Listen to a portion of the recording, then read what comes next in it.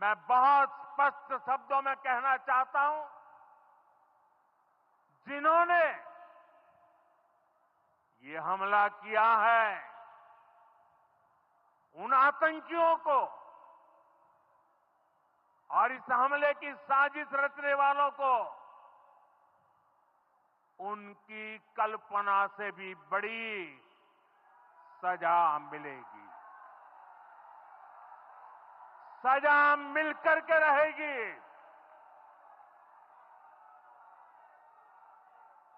जय हिंद दोस्तों, मेरे चैनल डिफेंस डिस्कशन में आप सभी का स्वागत है। दोस्तों, चर्चा शुरू करने से पहले एक सवाल मैं आपके सामने छोड़ जाऊंगा कि क्या खून का बदला पानी से लिया जा सकता है? क्या कोई मरीज अगर हॉस्पिटल में भर्ती है, उसे खून की आवश्यकता है, ब्लड की ज़रूरत है, तो क्या बिस्लरी की बोतल लगाकर उसको चढ़ा देनी चाहिए? इसका जवाब मैं आपसे चाहूँगा। लेकिन अब बात पते की। दरअसल कल कैबिनेट कमेटी ऑन सिक्योरिटी की मीटिंग हुई। उसमें मोदी जी के तमाम बड़े मंत्री, खास मंत्री शामिल हुए और उसमें एक अहम फैसला लिया गया। 5 अहम फैसले लिए गए जिनके बारे में बात जरूरी है, लेकिन उनमें से एक बड़ा अहम फैसला है, वो है सिंधु जल समझौते को रद्द करना। और इस फैसले से पाकिस्तान के अंदर हड़कंप मचा हुआ है। सिंधु जल समझौता क्या है वो मैं जल्दी से आपको बताऊंगा। उसके बाद फिर 5 और जो फैसले भारत सरकार ने लिए हैं उसके ऊपर भी मैं आऊंगा। बिहार भी हम चलेंगे। प्रधानमंत्री मोदी ने क्यों अपनी चुनावी रैली को रद्द नहीं किया? अभी उन जो लोग वहां पे मारे गए हैं उनकी चिताएं जली भी नहीं हैं और प्रधानमंत्री मोदी चुनावी मोड में आ चुके हैं। दोस्तों, सिंधु जल समझौता 19 सितंबर 1960 को भारत और पाकिस्तान के बीच 6 नदियों के पानी को बांटने वाला एक समझौता था, जिसे सिंधु जल संधि भी कहते हैं। समझौते के तहत भारत को 3 पूर्वी नदियों जिसमें रावी, ब्यास, सतलुज का अधिकार मिला, जबकि पाकिस्तान को 3 पश्चिमी नदियों सिंधु, झेलम और चिनाब का इस्तेमाल करने की परमिशन दी गई। सिंधु जल समझौते का मकसद था कि दोनों देशों में जल को लेकर कोई संघर्ष ना हो और खेती करने में बाधा ना आए। हालांकि भारत ने हमेशा इस संधि का सम्मान किया, जबकि पाकिस्तान पर आतंकवाद को समर्थन देने के आरोप लगते रहे। भारत और पाकिस्तान के बीच 3 युद्ध हो चुके हैं, बल्कि मैं कहूंगा कि 4 युद्ध हो चुके हैं, लेकिन भारत ने कभी पाकिस्तान का पानी नहीं रोका था। लेकिन अब जो है भारत सरकार ने बड़ा फैसला लेते हुए पाकिस्तान को सबक सिखाने के लिए इस पानी को रोक दिया है। अब सिंधु जल समझौते की अहमियत को आप समझ सकते हैं कि पाकिस्तान की 80% खेती सिंधु, झेलम और चिनाब नदियों के पानी पर डिपेंड है। अब भारत की तरफ से इन नदियों का पानी रोक देने से पाकिस्तान में जल संकट गहराएगा। आने वाले वक्त में भीषण गर्मी पाकिस्तान के अंदर पड़ेगी। पहले ही सिंध में पानी की कमी है और अब भारत ने अगर मगर कुछ नहीं, अब भारत ने पानी रोक दिया है तो पाकिस्तान में हाहाकार मचना निश्चित है।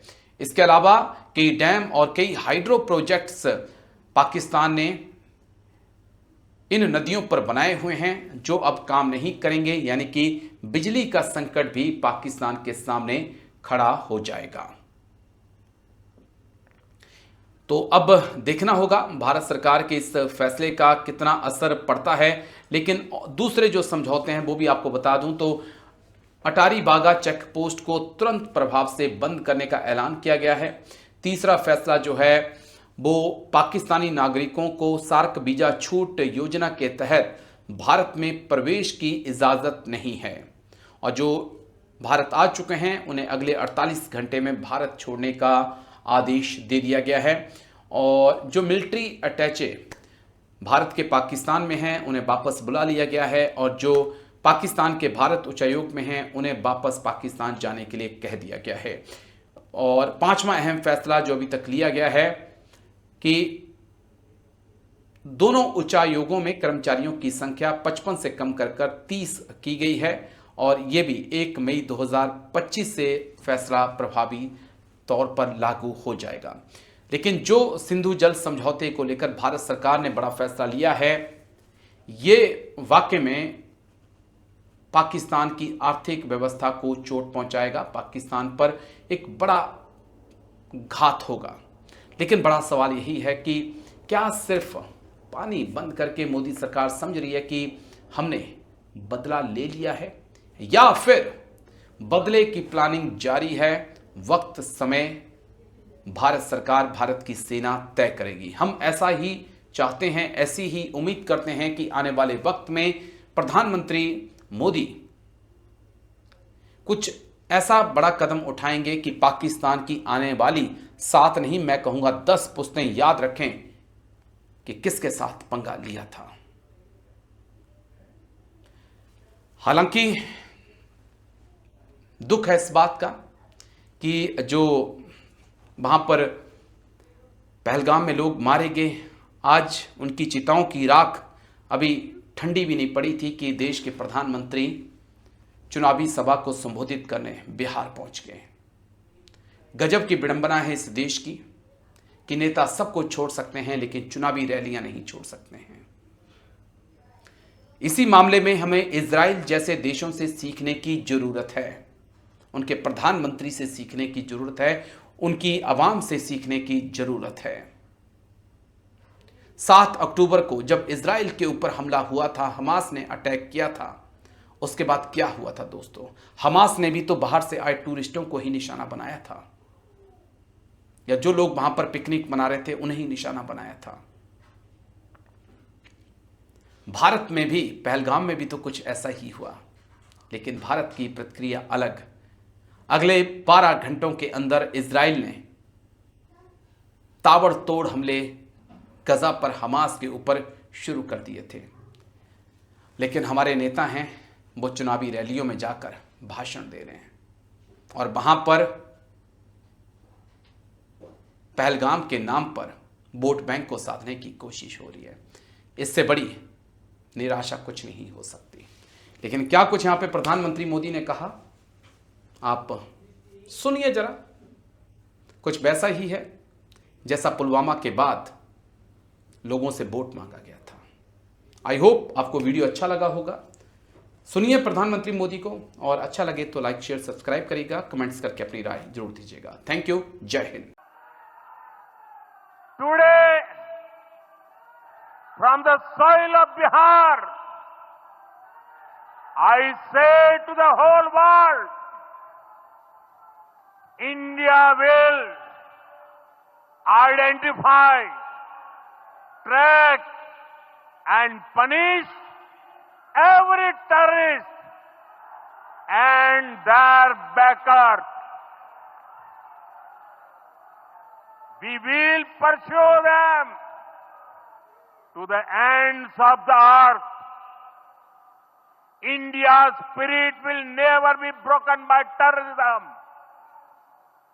Terrorism will not go unpunished. Every effort will be made to ensure that justice is done. The entire nation is firm in this resolve. Everyone who believes in humanity is with us. I thank the people of various countries and their leaders who have stood with us in these times. साथियों, शांति और सुरक्षा, ये तेज विकास 22 अप्रैल को जम्मू कश्मीर के पहलगाम में आतंकियों ने मासूम देशवासियों को जिस बेरहमी से मारा है, उससे पूरा देश व्यथित है। कोटि कोटि देशवासी दुखी हैं। सभी पीड़ित परिवारों के इस दुख में पूरा देश उनके साथ खड़ा है। जिन परिवारजनों का अभी इलाज चल रहा है, वे जल्द स्वस्थ हो, इसके लिए भी सरकार हर प्रयास कर रही है। साथियों, इस आतंकी हमले में किसी ने अपना बेटा खोया, किसी ने अपना भाई खोया, किसी ने अपना जीवन साथी खोया है। उनमें से कोई बांग्ला बोलता था, कोई कन्नड़ा बोलता था, कोई मराठी था, कोई ओडिया था, कोई गुजराती था, कोई यहां बिहार का लाल था। आज उन सभी की मृत्यु पर करगिल से कन्याकुमारी तक हमारा दुख एक जैसा है, हमारा आक्रोश एक जैसा है। ये हमला सिर्फ निहत्थे पर्यटकों पर नहीं हुआ है, देश के दुश्मनों ने भारत की आत्मा पर हमला करने का दुस्साहस किया है। मैं बहुत स्पष्ट शब्दों में कहना चाहता हूं, जिन्होंने ये हमला किया है, उन आतंकियों को और इस हमले की साजिश रचने वालों को उनकी कल्पना से भी बड़ी सजा मिलेगी। सजा मिलकर के रहेगी।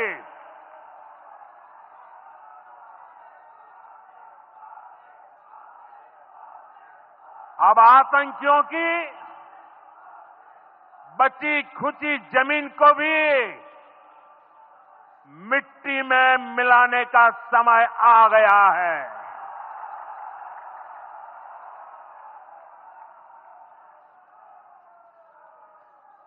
एक सौ चालीस करोड़ भारतीयों की इच्छा शक्ति अब आतंकी आकाओं की कमर तोड़ कर रहेगी।